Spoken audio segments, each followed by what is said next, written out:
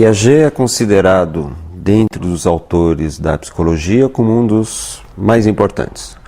Ele já foi até chamado de Einstein da psicologia. Não é exagerado dizer que, digamos, que os dois maiores e mais importantes autores da psicologia são Freud, por um lado, e Piaget, por outro. A importância da obra do Piaget é decorrência de vários pontos. Primeiro, a decorrência da influência desta obra durante o século XX inteiro, notadamente na psicologia da inteligência, sendo que o tema essencial do Piaget é a psicologia da inteligência. Por um lado. Por outro lado, a importância do Piaget vem também do volume da obra dele. São por volta de 70 livros, inúmeros artigos, inúmeros temas relacionados à inteligência que foram abordados por ele. Então também, digamos, o volume da obra de Piaget, a consistência da obra de Piaget também, digamos, faz com que ela seja extremamente importante. E finalmente eu diria que a obra de Piaget é essencial porque, sendo a inteligência um tema, digamos, que se reencontra em qualquer abordagem psicológica, e sendo a teoria dele muito consistente em relação a esse tema, acaba-se utilizando o Piaget não apenas na perspectiva intrínseca da inteligência, mas também em outras, como afetividade, moral e, evidentemente, educação.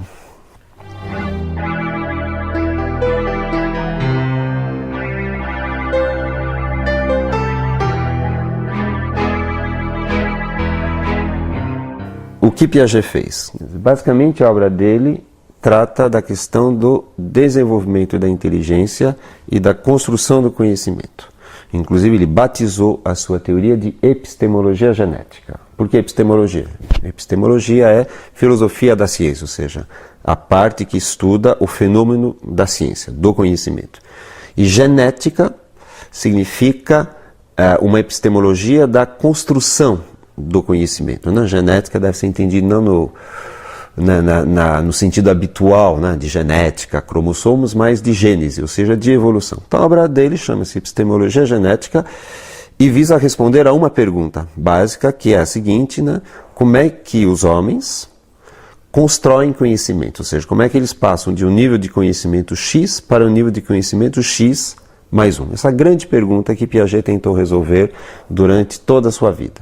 Como a criança é o ser que mais evidentemente constrói conhecimento, ele fez essencialmente pesquisa com crianças. Mas a sua pergunta não é de psicologia da criança, a sua pergunta é uma pergunta epistemológica, ou seja, como é que os homens, sozinhos ou em conjunto, constroem conhecimento, por que processos, por que etapas eles conseguem fazer isto. Então, por isso que a obra dele é essencialmente baseada na inteligência e na construção do conhecimento.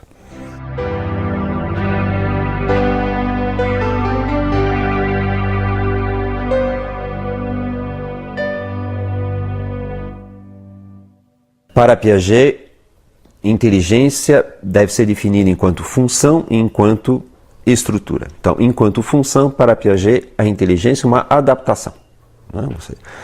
Os processos da inteligência têm a finalidade do sujeito sobreviver, adaptar-se ao meio, modificar o meio para adaptar-se melhor a ele. Isso é a função da inteligência. E do ponto de vista estrutural da descrição da inteligência, na verdade, inteligência é uma organização. Ou seja, a inteligência é uma organização de processos que permitem, se a organização for complexa, um nível de conhecimento mais complexo, superior, e se for, evidentemente, um nível de organização menos complexa, um nível de conhecimento inferior. Então, a inteligência é uma organização. E o crescimento da inteligência não se dá tanto por, digamos, acúmulo de informações, mas, sobretudo, por uma reorganização dessa própria inteligência. Ou seja, crescer é reorganizar a própria inteligência para ter mais possibilidades de assimilação.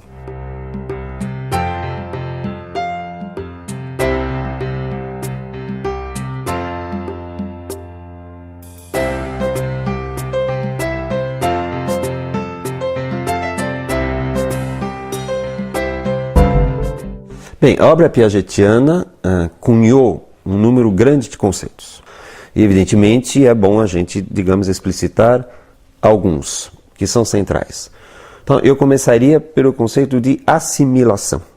Piaget retira o conceito de assimilação da biologia e, na sua psicologia, a assimilação significa o seguinte, ou seja, quando uma pessoa vai entrar em contato com o meio, com o objeto de conhecimento, ela retira desse objeto de conhecimento algumas informações, e essas informações retidas são essas e não outras, porque existe uma organização mental. Então, na verdade, assimilação significa interpretação, ou seja, ver o mundo não é simplesmente olhar o mundo, mas é interpretá-lo, assimilar, ou seja, tornar seu alguns elementos do mundo. Portanto, isso implica necessariamente em assimilar algumas informações e deixar outras de lado.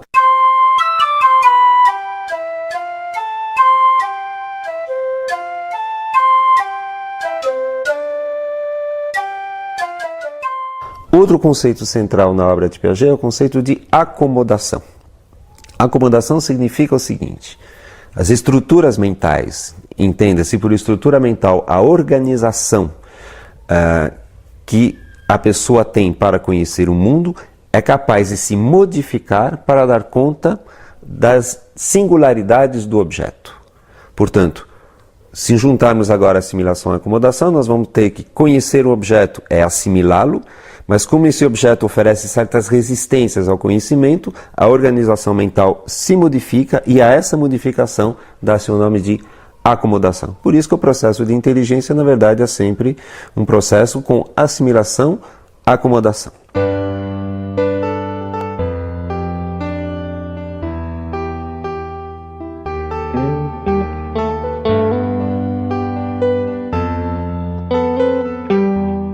Equilibração vem, como seu nome indica, a ideia de equilíbrio, ou seja, o sujeito que entra em contato com um objeto novo pode ficar em conflito com esse objeto novo, no sentido de desequilibrado, né? Na verdade, a equilibração serve aqui de metáfora, né?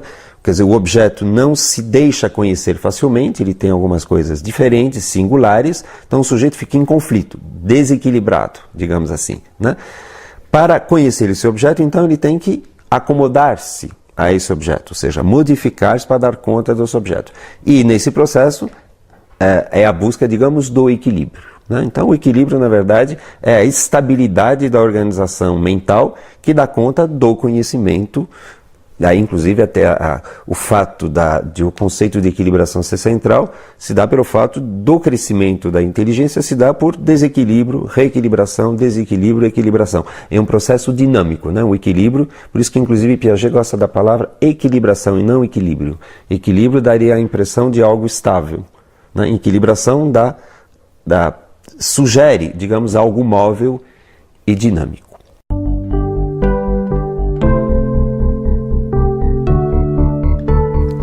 Mas dois conceitos eu acho, embora não tão conhecidos de Piaget, mas essenciais, são os conceitos de abstração empírica e abstração reflexiva.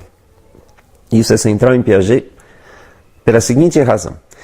Abstração empírica são as informações que eu retiro do meu objeto do conhecimento. Então, por exemplo, eu olho um quadro e abstraio desse quadro, ou desse pêndulo, ou dessa câmera, eu abstraio algumas informações. É uma abstração empírica, porque eu estou retirando informações do objeto do conhecimento. Porém, nesse processo de eu retirar informações do objeto de conhecimento, eu também posso pensar sobre a minha maneira de me relacionar com esse objeto de conhecimento, ou seja, com as ações que eu faço sobre esse objeto de conhecimento. A abstração reflexiva é justamente as informações que eu retiro não do objeto, mas da minha ação sobre o objeto. Então, por exemplo, se eu pego um livro e sopeso esse livro, comparo esse livro com um outro mais pesado, menos pesado, eu tenho uma abstração empírica que é o peso dos livros. Mas eu tenho uma abstração reflexiva que é o fato de eu estar comparando, pensar sobre o meu agir. E para Piaget, a construção do conhecimento se dá por abstração empírica e também por abstração reflexiva, ou seja, o desenvolvimento da inteligência se dá muito a partir do processo da criança pensar sobre o mundo e pensar sobre a sua ação sobre o mundo, ao que se chama de abstração reflexiva.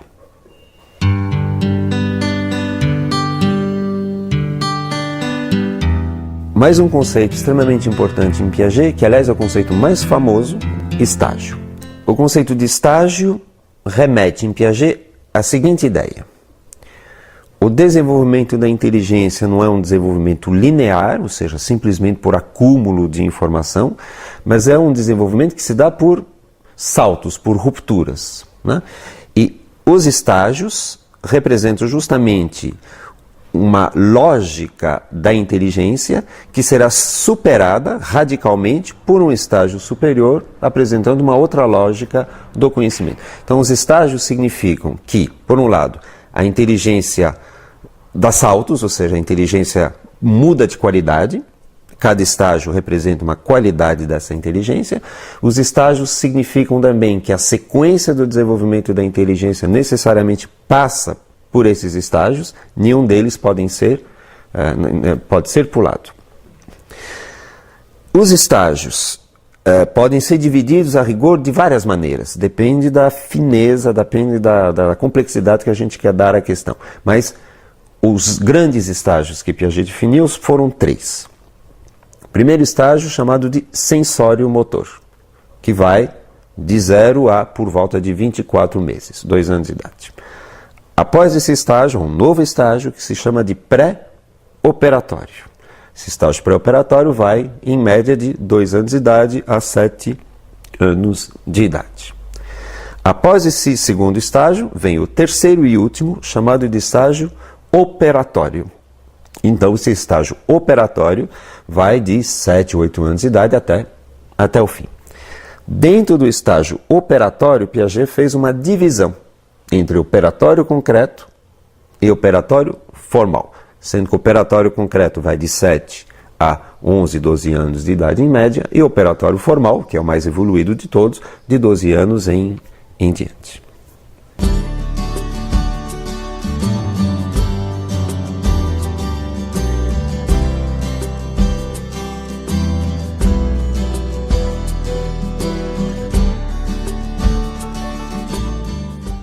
Antigamente se pensava que o bebê, ou seja, a criança de 0 a 2 anos, não apresentava nada de muito interessante do ponto de vista da inteligência, e que, na verdade, a inteligência começava apenas com a linguagem, né? Essa é uma ideia que era muito forte e que ainda é forte em algumas pessoas. No fundo, o que Piaget demonstrou com uma clareza muito bonita, é que essa fase do desenvolvimento de 0 a 2 anos é extremamente rica, e que, portanto, a inteligência começa a se estruturar e a mostrar, digamos, o seu valor muito antes da linguagem.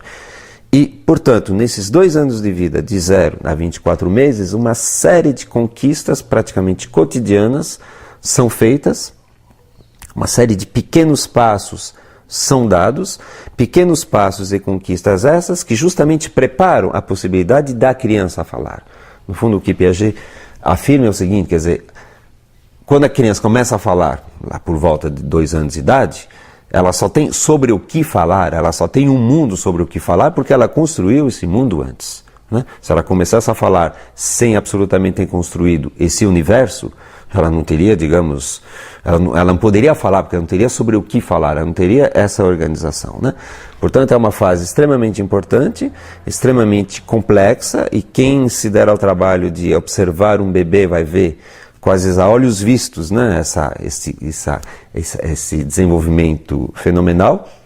E também a afirmação evidentemente importante, que é a decorrência de tudo que eu acabei de falar, de que existe uma inteligência pré-verbal, ou seja, não uma inteligência sem representação, uma inteligência sem linguagem, uma inteligência sem comunicação, digamos, verbal com o outro, portanto, uma fase, digamos, sui generis, né, da inteligência. É um dos pontos essenciais da teoria de Piaget, essa contribuição para a compreensão do ser humano.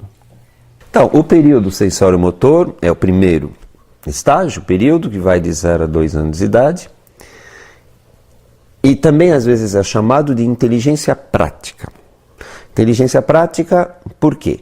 Porque é uma fase do desenvolvimento da inteligência onde a criança não emprega a linguagem, mas apenas as suas ações e percepções. Ações, aí a palavra motor, e percepções é a palavra sensório-motor. Então, uma inteligência prática, uma inteligência em ação. Ou seja, ainda não verbal, ainda não representativa. Para Piaget, esses 2 primeiros anos de vida são absolutamente essenciais porque a criança percorre uma complexidade de evolução absolutamente inimaginável.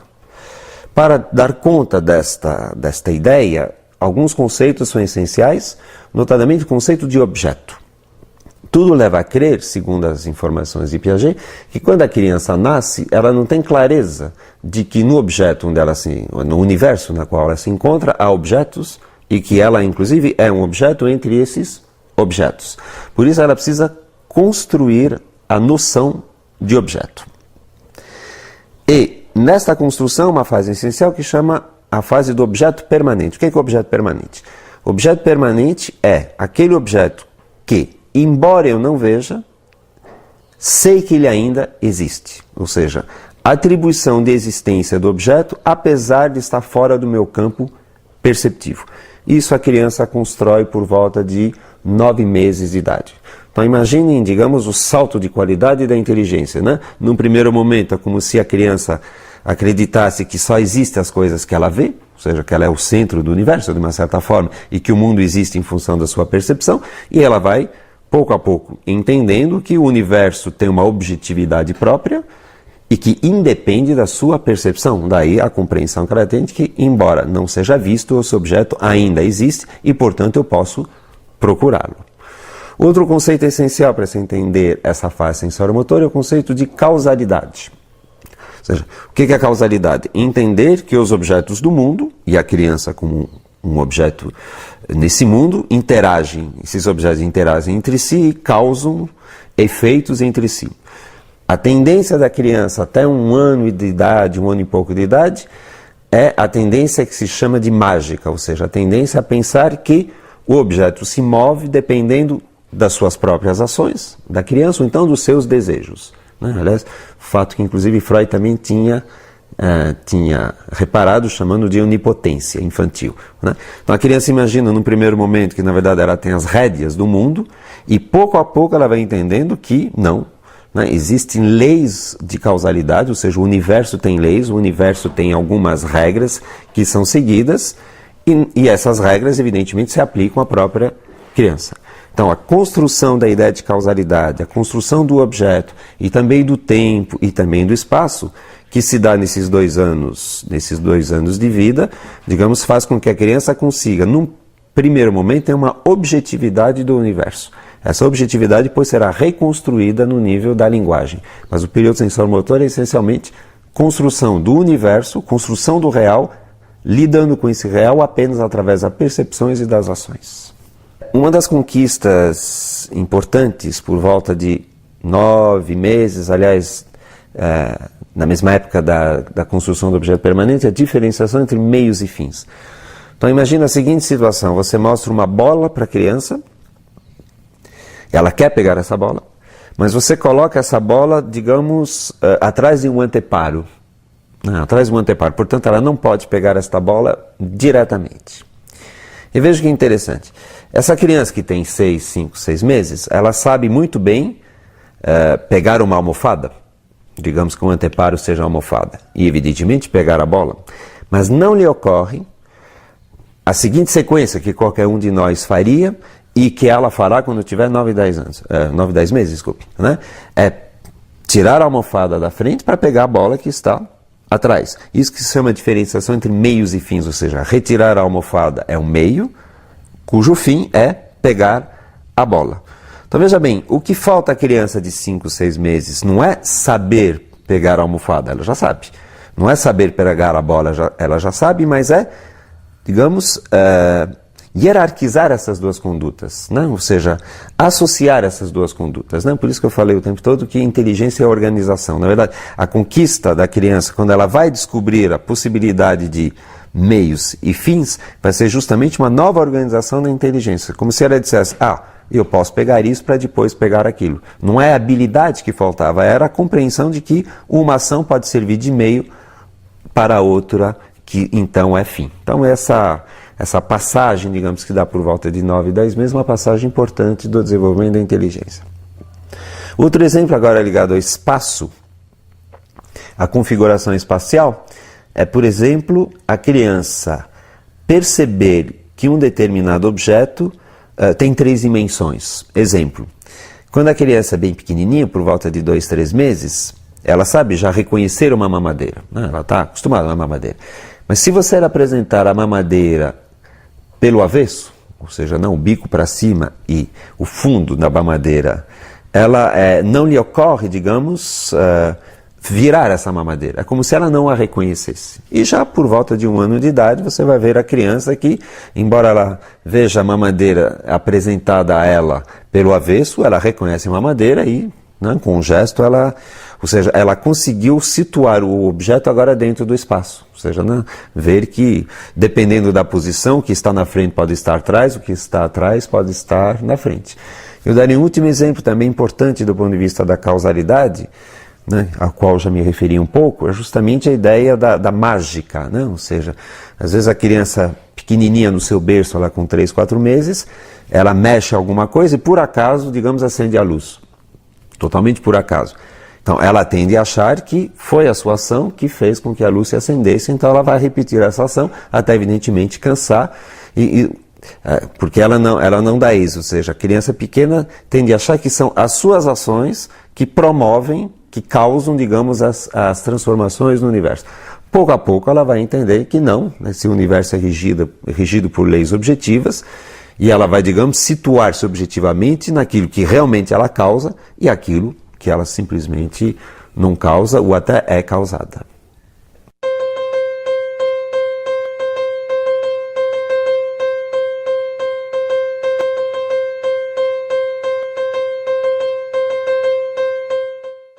Com 2 anos de idade, há a mudança de estágio, né? Como eu disse, a mudança de estágio significa que a qualidade da inteligência se modifica. Então, Piaget cunhou o nome de estágio pré-operatório. Mas também poderíamos chamar esse estágio de estágio da representação. Então, o conceito essencial desse estágio é de representação. O que é representação? Representação é a capacidade de pensar um objeto através de um outro objeto. Então, por exemplo, se eu falo a palavra casa, eu estou utilizando esse som, casa, para remeter a algo que não é esse som, evidentemente, mas que é o objeto casa, né? Então isso que se chama de representação, ou seja, eu apresento de novo um determinado objeto através de um substituto desse objeto. Vou dar um exemplo deste comportamento novo que aparece por volta de 1 ano e meio, 2 anos de idade, um exemplo que Piaget não pesquisou, mas que é totalmente coerente com a teoria de Piaget, que é o reconhecimento no espelho, né?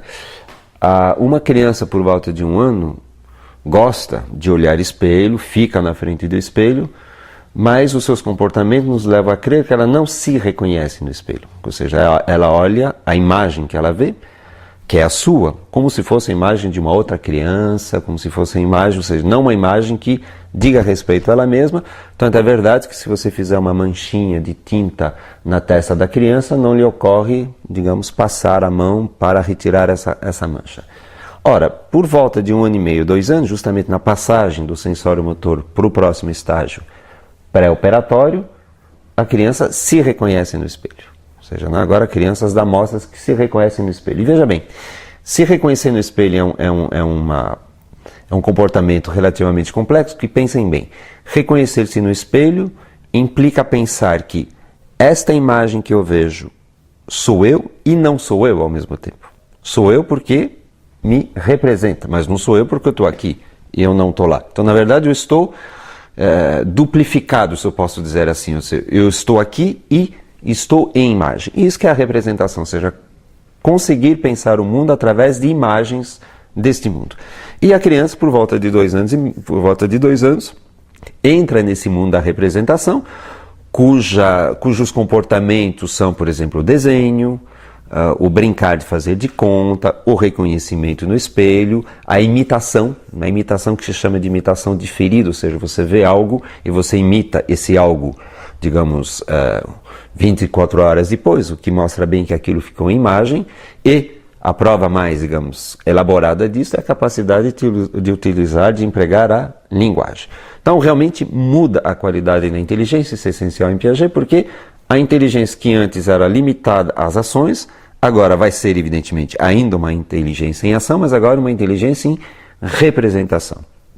Aí a isso, Piaget deu o nome de pré-operatório, porque pré-operatório significará o seguinte, ou seja, a criança trabalha com representações, mas agora terá todo um trabalho de assimilação, acomodação, equilibração, de organizar essas representações num todo coerente. Ou seja, né? E as operações significam justamente a capacidade de organizar esse mundo das representações de uma maneira coerente e estável. Isso somente acontecerá no período operatório, que começa por volta de 6, 7 anos de idade. Na verdade, Piaget, e isso é interessante, ele dá o nome de pré-operatório a essa fase. Portanto, Piaget insiste, sobretudo na obra dele, sobre as lacunas e as dificuldades dessa fase que serão superadas na fase operatória do que as características, digamos, positivas dessa fase, né? Isso é, digamos, é o sotaque da teoria de Piaget. Mas em termos de pontos essenciais que ilustram bem essa fase, eu faria a eleição dos seguintes temas. Bom, como já foi falado, é a linguagem. Ou seja, a criança entra no mundo da linguagem e concebe uma competência discursiva, digamos, bastante grande durante essa fase toda. Então a linguagem, digamos, é um dos pontos mais importantes que permite uma socialização da inteligência, como diz Piaget, né? Piaget atribui à socialização muito pouca eficiência, digamos, no período sensório-motor, mas agora, graças à linguagem, é uma socialização da inteligência, porque a linguagem permite a comunicação. Então a linguagem é um tema importante. Acho que um tema também que seria importante salientar dessa fase, que é a entrada da criança no mundo da moralidade. É nessa fase que a criança entra no mundo dos valores, das regras, das virtudes, do certo, do errado, enfim. E isso, evidentemente, é um ponto extremamente importante. Não se pode falar em moral numa criança de 0 a 2 anos, ou até 3, mas por volta de 4 anos a criança penetra no mundo da moralidade. Isso, evidentemente, é, digamos, uma decorrência extremamente rica e séria, digamos, desta fase. Um terceiro conceito muito associado a essa fase é um conceito perigoso que até Piaget até se arrependeu de ter utilizado, mas é o conceito de egocentrismo. O conceito de egocentrismo significa o seguinte: não significa absolutamente que a criança está como se fosse autista, totalmente centrada nela, mas o conceito de egocentrismo significa que a criança tem dificuldade em perceber o ponto de vista do outro. Ou seja, ela vê muito o ponto de vista do outro centrada, daí a palavra de egocentrismo, centrada no seu próprio ponto de vista. Exemplo. Você, por exemplo, pede para uma criança, digamos, de 5 anos, a quem você acabou de contar uma história nova, né? Você pede a essa criança que ela conte essa história para uma outra criança. E você vai verificar que a criança conta, no fundo, como se a outra já soubesse a história. Né? Como a outra já soubesse a história. Dá um exemplo caseiro. Né? É frequente você ver uma criança de 3, 4 anos chegar para o pai e para a mãe e dizer: cadê o meu carrinho? Ela tem 500 carrinhos, né? Vários, pelo menos 2, mas ela diz: cadê o meu carrinho? Claro que para ela está claro de que carrinho ela está falando. Mas como ela sabe de que carrinho ela está falando, ela imagina que o outro também saiba. Enquanto que uma criança um pouco mais velha não dirá: cadê o meu carrinho? Mas quer dizer, o meu carrinho amarelo, estou procurando um carrinho, aquele que você me deu tal dia, etc. e tal. Então são exemplos de egocentrismo, ou seja, né? A dificuldade de sair do próprio ponto de vista e colocar-se num outro ponto de vista de uma outra pessoa. Isso será um ganho do período justamente operatório concreto.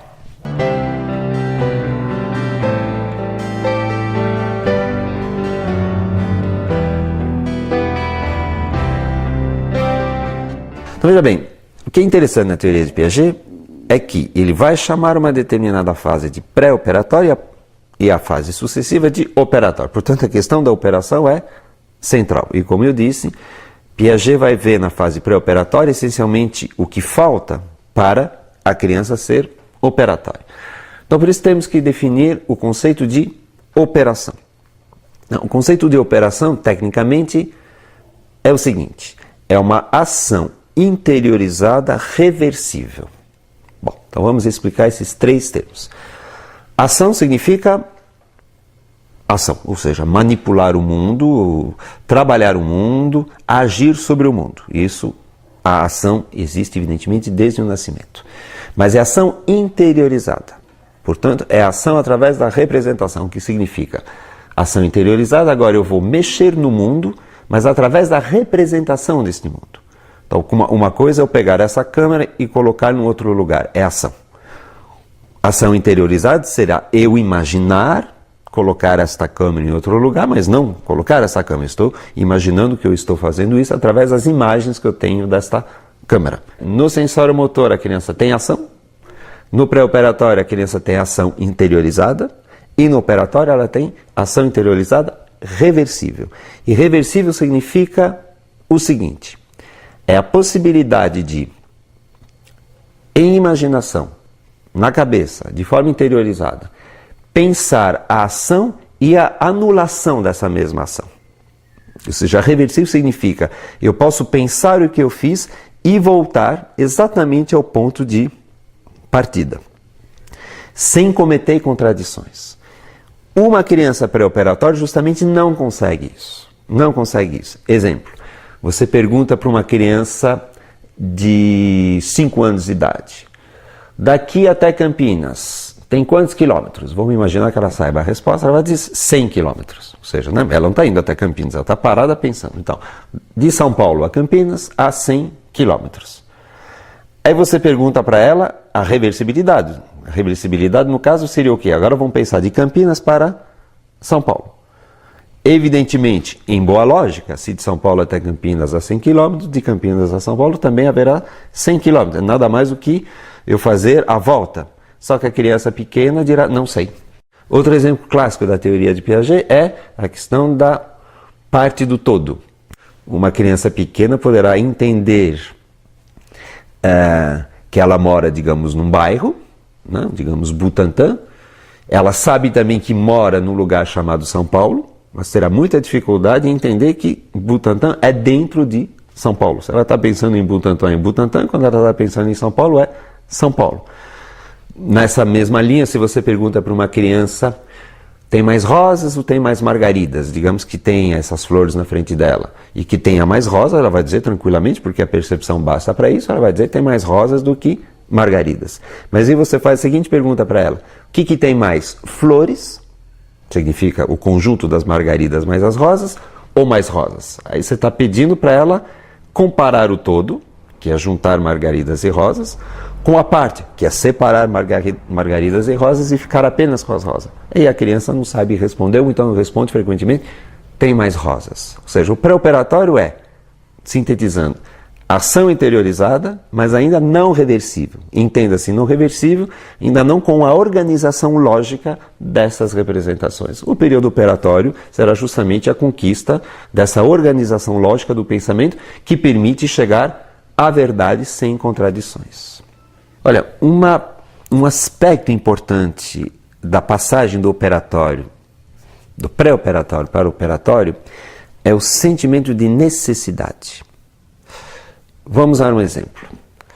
Uma criança pode até aprender, decorar, que, por exemplo, se daqui até Campinas dá 100 quilômetros, que também de Campinas até São Paulo dá 100 quilômetros. Tá? Ela pode até saber isto.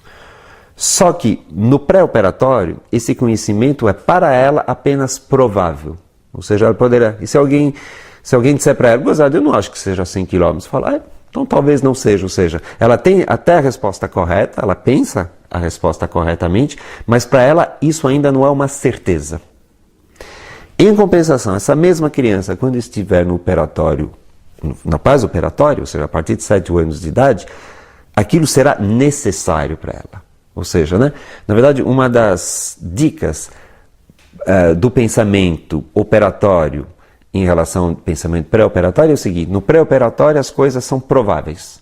No operatório as coisas serão necessárias. Necessárias, evidentemente, se deduzidas a partir de um raciocínio. Então você pode até, eu diria, enrolar, né, uma criança sobre coisas lógicas quando ela tem 5, 6 anos, não mais quando uma criança tem 7, 8. Se você falar, olha, daqui até Campinas tem 100 km, mas de Campinas para lá tem menos, ela vai dizer, bom, tem truque nisso. Você tá gozando de mim, tem algum truque.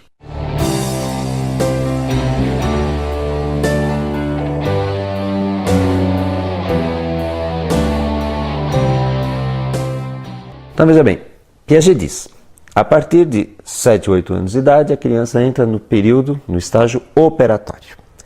Ou seja, ela consegue já organizar o seu pensamento através da lógica. Mas Piaget diz também que esse estágio operatório é dividido em 2, operatório concreto e operatório formal. Portanto, tudo não está acabado ainda por volta de 7 e 8 anos de idade. Então a diferença entre o operatório formal e o operatório concreto é a seguinte, os dois são operatórios, portanto os dois têm ação interiorizada reversível. Só que, no operatório concreto, a criança faz uso desta capacidade operatória apenas em cima de objetos que ela possa manipular ou de situações que ela possa vivenciar ou lembrar a vivência. Enquanto, no período operatório formal, ela vai trabalhar agora com puras hipóteses. Ou seja, agora ela vai ser capaz de aplicar a sua lógica a objetos, contextos que sejam puramente hipotéticos, por exemplo, um foguete na Lua ou não sei o que em Marte, tá certo? E também totalmente estranhos à sua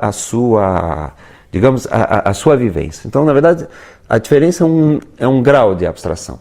Mas, para dar um exemplo, né, a criança, por exemplo, do ponto de vista operatório concreto, chegará facilmente à conclusão de que, bom, todos os planetas são redondos, a Terra é um planeta, logo a Terra é redonda. E ela sabe, inclusive, que a Terra é redonda. Mas você coloca para ele o seguinte, todos os planetas são quadrados. A Terra é um planeta, logo, em pura hipótese, a Terra é quadrada. Mas como ela sabe que a Terra não é quadrada, ela tem muita dificuldade de aceitar, né? Porque ela ainda está relacionada ao concreto, à sua vivência. Então, o operatório formal, na verdade, é conseguir pensar de maneira lógica, reversível, operatória, em cima de puras proposições, puras frases, puras hipóteses. Então, a diferença é essa. Que no Colégio Elás tem uma tradução clara, né? Os problemas de matemática que são colocados às crianças, digamos, de 1ª a 4ª série, costumam ser complexos, mas sempre concretos. É alguém que compra não sei quantas bananas, vende a metade, um preço X, um preço Y. Né? São sempre a matemática aplicada em cima de objetos. Mas é preciso esperar a 5ª série, em geral, ou seja, por volta de 11, 12 anos, para que no colégio se introduza a álgebra.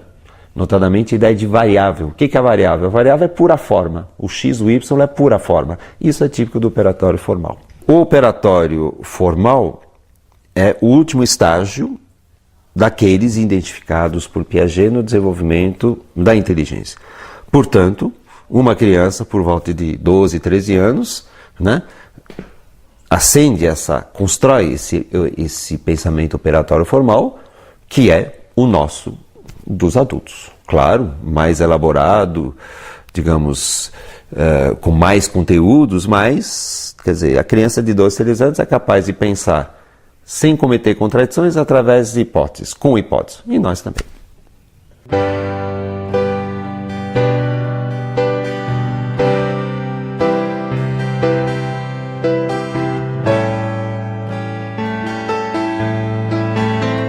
Embora Piaget tenha escrito um só livro a respeito da moral, né, esse livro chamado Juízo Moral na Criança, ele fez uma obra fundamental.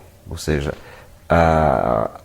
o livro Juízo Moral na Criança, as pesquisas e a teoria deste livro são até hoje atuais e deram base para uma série de pesquisas, notadamente nos Estados Unidos, ou seja, é um livro fonte de uma série de pesquisas e teorias, né? E nesse livro, na verdade, Piaget diz uma coisa nova para a época.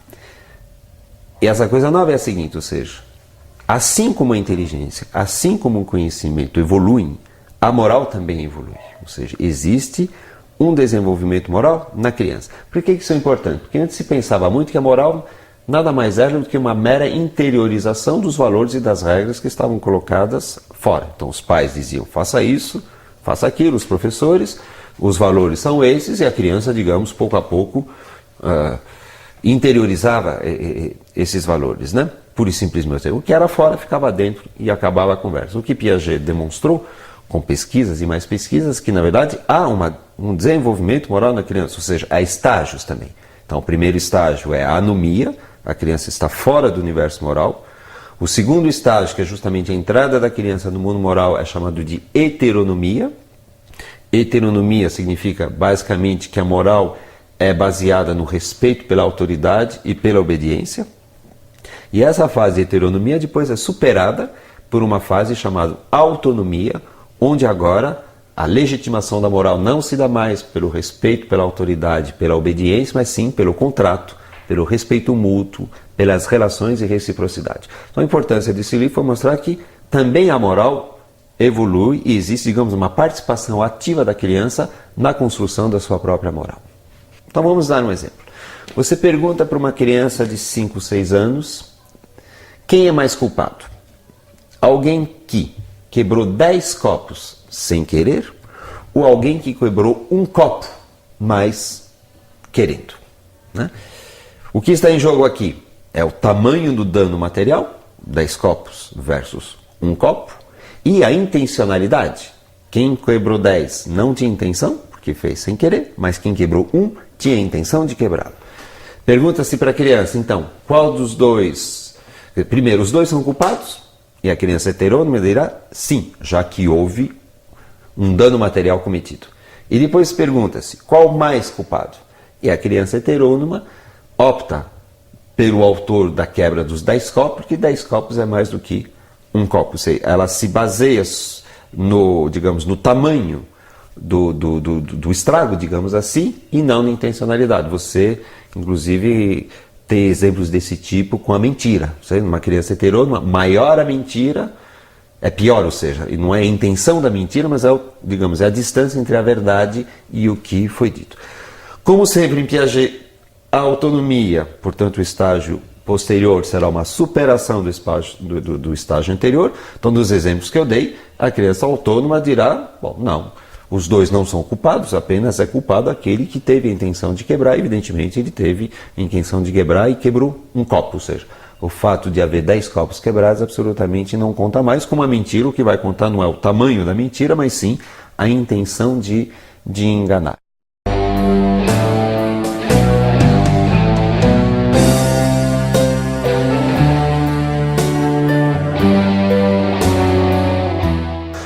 Às vezes acontece uma confusão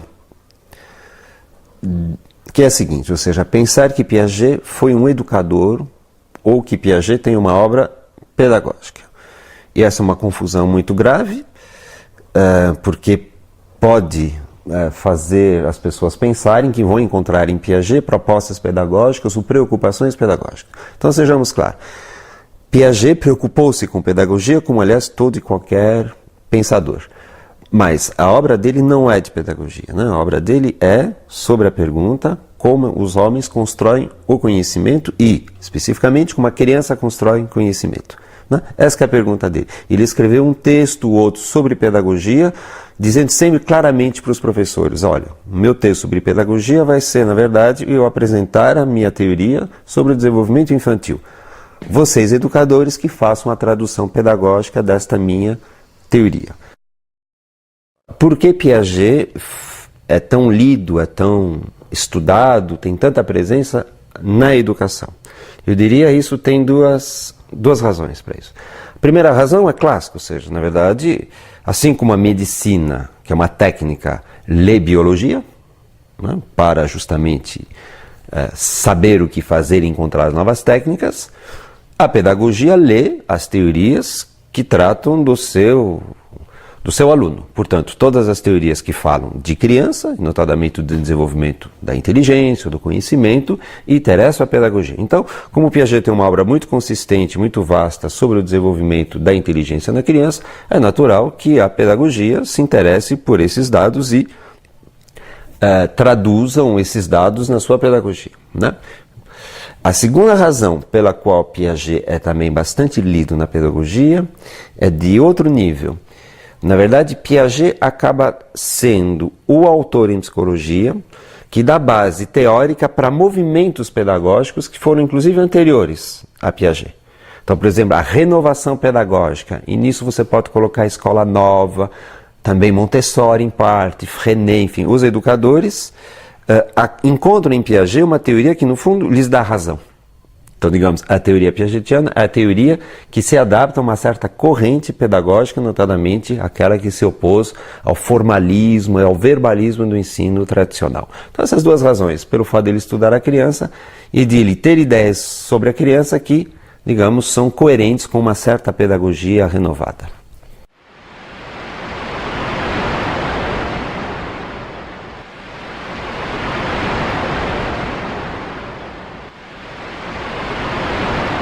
Piaget utiliza a palavra construção, até que tem um livro dele chamado Construção do Real. E ele diz que a sua pedagogia, esquece isso, que a sua psicologia e a sua epistemologia também, é uma epistemologia construtivista. Então Piaget, sim, cunha e se considera um construtivista. Mas evidentemente, construtivista com todos os conceitos piagetianos. Só que a palavra construção também é uma metáfora. Ou seja, em Piaget ela tem uma definição muito clara, mas ela pode ser utilizada como metáfora. Tanto é verdade que hoje há muitas perspectivas construtivistas que não são muito claramente construtivistas, por um lado, e por outro lado, não necessariamente piagetianas. Então, a palavra construtivismo acabou ficando muito mais ampla do que especificamente a teoria piagetiana. Então, hoje você tem, dentro da educação, perspectivas construtivistas que utilizam Piaget, sim, mas podem utilizar Vallon, podem utilizar Vygotsky, ou então sub-áreas, tipo Emília Ferreiro, etc. e tal, né? Ou seja, embora a palavra construtivista tenha sido cunhada por Piaget, não é necessariamente esta mesma definição de construtivismo que você vai encontrar nas escolas hoje.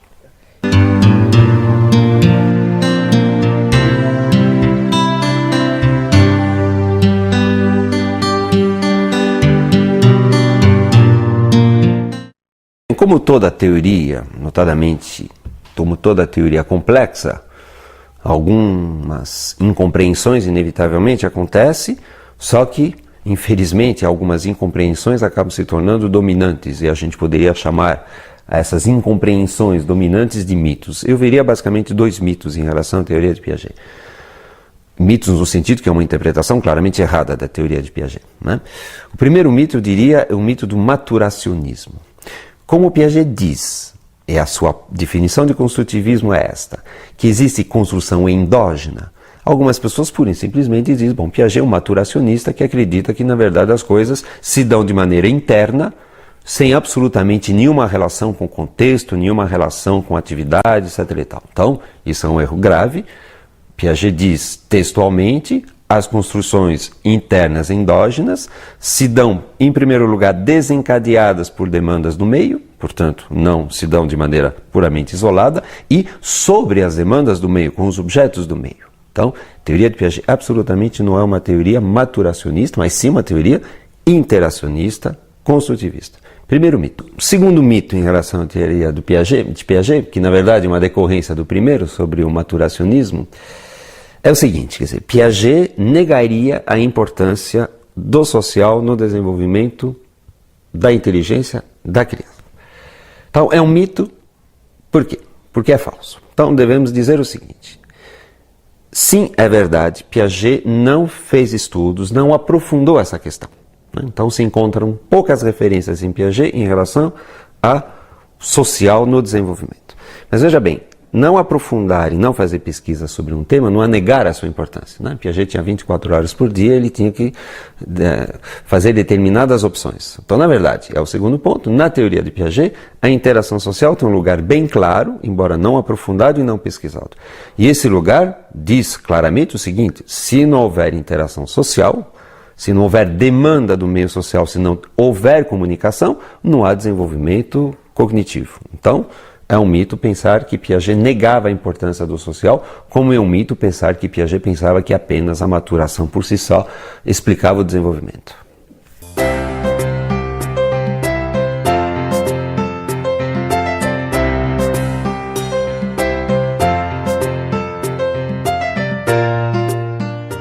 Quanto ao método de Piaget, o método de Piaget é basicamente um só, ou seja, ele cria situações-problemas, ou seja, situações que devem ser resolvidas.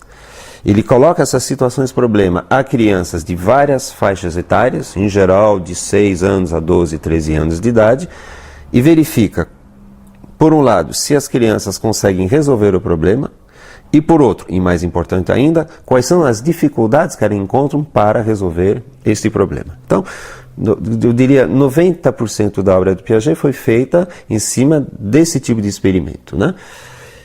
Ele também fez alguns estudos com seus próprios filhos, né? Mas apenas com seus próprios filhos de 0 a 2 anos de idade, aí com observação. Né? Com observação. Portanto, seria um erro pensar que Piaget baseou toda a sua teoria na observação dos seus próprios filhos. Na verdade, ele fez essas observações de 0 a 2 anos, mas todo o resto da sua obra, eu diria, 90%, portanto, é feito com soluções, à procura de como as crianças resolvem problemas que ele coloca para essas crianças, em geral de 6 a 12 anos de idade.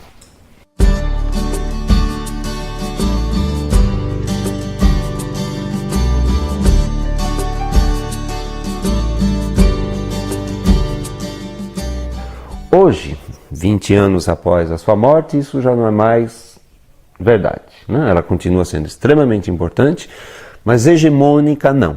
Primeiro houve o redescobrimento de Vygotsky, né, que em geral não era um autor conhecido na época em que Piaget trabalhava, também um certo reviver da teoria de Vallon. Também existe, digamos, as ciências cognitivas. Eu diria, hoje a psicologia do desenvolvimento vive mais uma fase de difusão das ideias, de não concentração, né? Eu diria que a psicologia do desenvolvimento vive um momento de turbulência. Nenhuma visão pode ser considerada hegemônica, tampouco a de Piaget, mas também não se sabe muito bem em direção ao que essa área vai. Então ela foi dominante, sim. Hoje em dia não. Há contestadores dessa teoria, claro. Há dois tipos de contestadores. Aqueles que dizem, bom, Piaget errou, ou seja, aquilo que ele diz não é verdade. Mas também há os contestadores de um tipo um pouco diferente, que diz, bom, o que Piaget disse está muito bom, não está errado, mas a rigor tem tanto mais coisa para dizer, até coisa mais importante, então a rigor não preciso nem ler o que Piaget escreveu. Não, ou seja, uns podem contestar Piaget porque ele errou, e outros podem contestar Piaget porque ele falou coisas certas, mas não essenciais. O essencial estaria em outro lugar. Então, hegemonia hoje não há mais. O que é bom, aliás, a hegemonia nunca é saudável, sobretudo em ciência.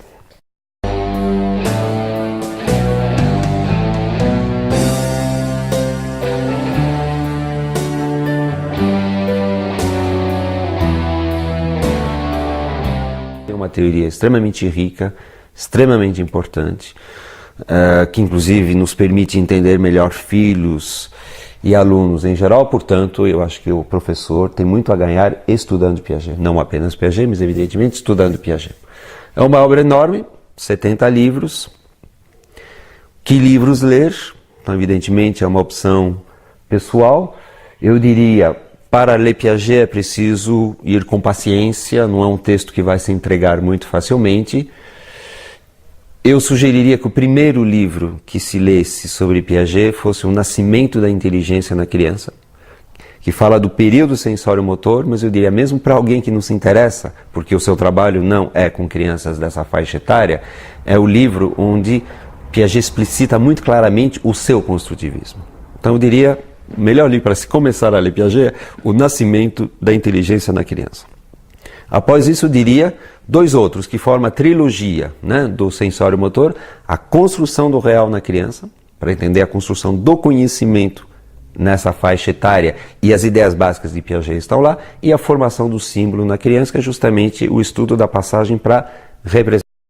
Então, Nascimento da Inteligência na Criança, A Construção do Real na Criança e A Formação do Símbolo na Criança, 3 livros que eu acho São 3 clássicos da psicologia e eu acho absolutamente necessários para se compreender Piaget. Além disso, eu aconselharia a leitura de um livro árido, mas que também coloca muito claramente a teoria piagetiana, que é a da lógica da criança, a lógica do adolescente. Né? Texto de pesquisa onde justamente ele vai ver como é que as crianças de 5, 6, 7 até 12, 13 anos resolvem, à sua maneira, ou deixam de resolver os mesmos problemas. Né? Notadamente é um livro que explicita muito bem o que é o operatório formal. Não poderia deixar de aconselhar também a leitura do Juízo Moral na Criança, um livro extremamente rico, como eu disse, único na obra de Piaget, porque a moral não é o seu tema, mas extremamente produtivo em termos do pensamento nesta área durante o século XX, então o Juízo Moral na Criança. E se forem me pedir livros assim, digamos, mais de resumo, eu aconselharia a Psicologia da Criança, que Piaget escreveu com Ian Elder, e um livrinho muito simpático, muito simples, e que em geral frequentemente é um livro de iniciação a Piaget, que é os 6 estudos de psicologia. Né? Mas há tantos outros, mas eu acho que essa lista já está bem razoável. Eu acho que a teoria de Piaget, notadamente para quem lida com criança, pode ser pai, mãe e pode ser professor, ajuda muito a entender os comportamentos da criança. Né? Às vezes você vê coisas que você poderia até desprezar, mas tendo lido Piaget, diz, olha que coisa interessante, olha que momento importante do desenvolvimento. Acho que ele instrumentaliza para você entender a criança, não apenas do ponto de vista da sua inteligência, mas também do ponto de vista das decorrências do desenvolvimento da sua inteligência, sua moral, sua personalidade. Eu acho que é realmente uma teoria que, de fato, instrumentaliza para você entender o que é uma criança e lidar com uma criança.